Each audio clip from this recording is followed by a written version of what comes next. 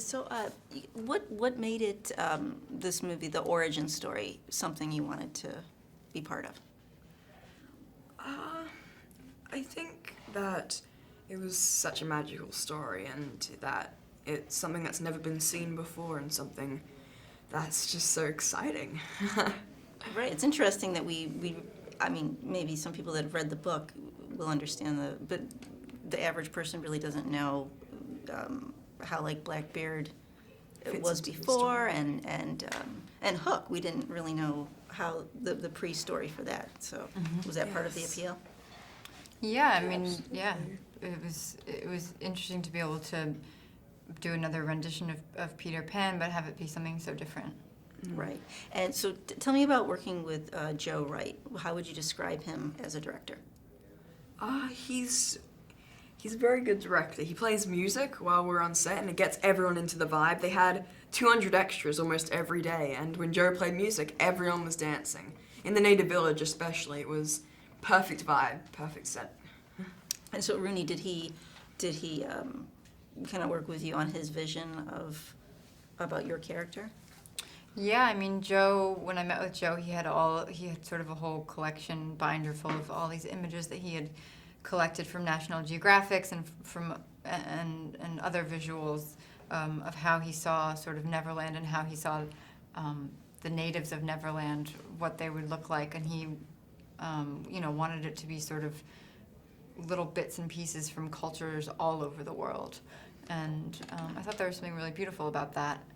And yeah, I mean, Joe is great. You know, he calls for a lot of rehearsal, which was really kind of a great part about this, because it's such an ensemble. There's so many people, there's so many cast and crew, that it was good for us to all sort of have that going into it, that connection. And Joe just sort of has this infectious spirit, and he really had a very difficult job wrangling all these people and pushing this machine up the hill, every day. And he's a fantastic director. I really wanted to work with him. I'm such a fan of his work, and I think he really did something different and special with this. Yeah, I just talked to Hugh, and he said he'd never felt this on a movie set before, where, with this like football field environment that was all, you used to working with CGI and green screen, but you were immersed in this beautiful environment, and then the costuming on top of it. Did that happen to you also, that experience? Yeah, I mean, I don't have anything to compare it to because I haven't really done films with green screen and CGI. But yeah, we were really lucky in that most of the stuff we were interacting with was practical, and that there was, they didn't CGI in extras. We had hundreds of extras with us, and all in costume, and it definitely brought a different energy to things. Yes, they built everything. They built Neverland with a couple of pirate ships. It was beautiful. It was brilliant. It was amazing. Yeah, especially when we get to the village, like what's set up behind you. It's just so gorgeous. You want to walk in there and experience it ourselves. So tell me about working with Hugh and with Garrett. It was a pleasure working with you. I mean, he's a brilliant actor and he's lovely. And working with Garrett, Garrett's lovely. He's really nice, and he's, once again, an amazing actor.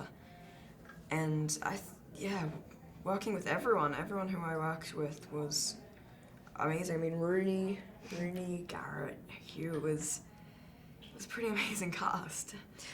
So tell me about, why does your character want to help Peter?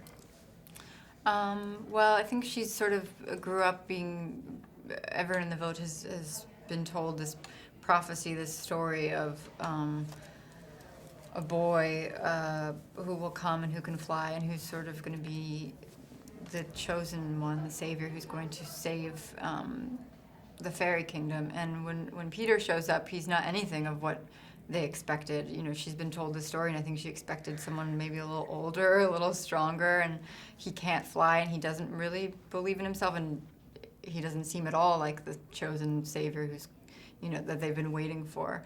But she still believes in him, and I think she wants to sort of take him under her wing and help him realize that destiny.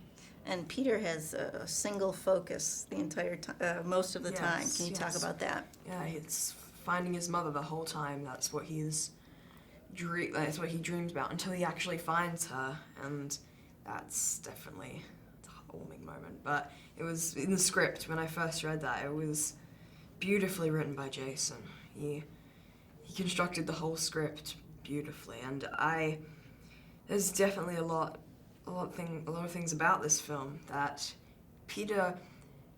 everyone else is searching for. There's lots of things that people are searching for, but it's mostly the things that people are searching for themselves, and that's what makes Peter quite selfish. In a way, he's selfish, but it's valid. I mean, it's a sweet thing to be selfish for. But whereas with Hook, and the only person in the script that isn't selfish is probably Tiger Lily. Well, she has her own agenda as well. Right. And can you talk about working with Garrett so closely like this, and us finding out that the pre-Hook of what we know of Hook, how that's interesting to know this little backstory with the two of them. Yes, I like this. I like the story. It's beautiful. It's interesting how he's Hook before the Hook. People haven't really thought about Hook before the Hook, and they've never really thought about him being friends with Peter. That's not an idea that's popped into anyone's head until Jason thought of it and put it down in the script. And it was fun to play with that, play with the chemistry between Hook and Tiger Lily, Hook and Peter, Hook and Tiger Lily, Hook and everyone, Peter and everyone. It was fun. It was make-believe.